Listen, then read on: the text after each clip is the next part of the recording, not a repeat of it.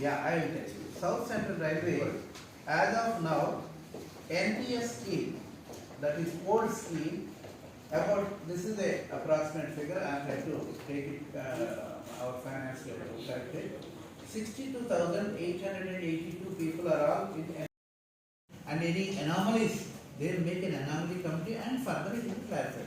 I am sure that that will be there in the advantage. Now I hand over the mic to PCPO sir, PFS sir, to further continue. Thank you, Sridhar. I once again welcome all our press and media personnel for this press meet on the Unified Pension Scheme.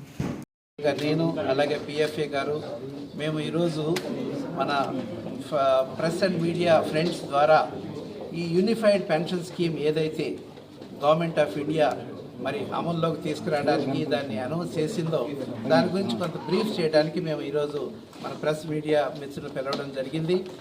బేసికల్గా ఈ new pension scheme అనే unified pension scheme ఏదైతే వస్తుందో అది పాత pension scheme కంటే మనకు 5 ముఖ్యమైన బెనిఫిట్స్ ఇస్తూ ఉందండి. ఈ విషయాన్ని మేము తెలియజేయడానికి చాలా సంతోషిస్తున్నాం.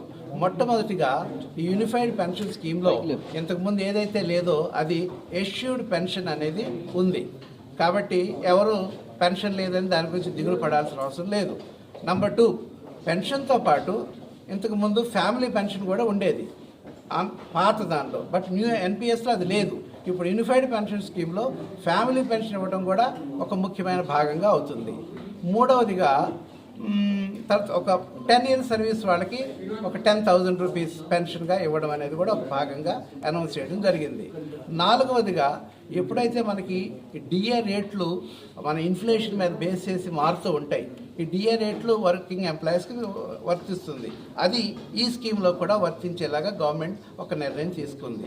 చివరిగా the 5th point, what is that, గ్రాట్యుటీతో పాటు కొంత ఎక్స్ట్రా అమౌంట్ కూడా క్యాల్కులేట్ చేసి లంసమ్ అమౌంట్ చేయడం జరుగుతుంది.